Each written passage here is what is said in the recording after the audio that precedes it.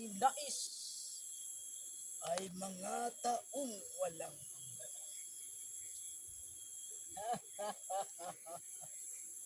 Sa panahong ngayon ay ang aking tinutupad.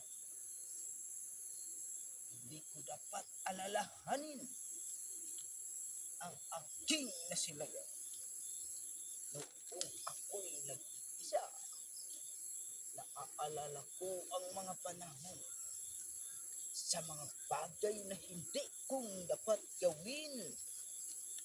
Ako ay isang Hulyo Baril. Hindi ako nalalapat sa mga ginawang kasalanan. Ang mga alaala noon ay dapat kong bari. Tulad ng aking mga kaibigan ay dapat ko nang kakalimutan. Dahil may kasama sila, nalulungkot ako ngayon dahil isa na lang ako.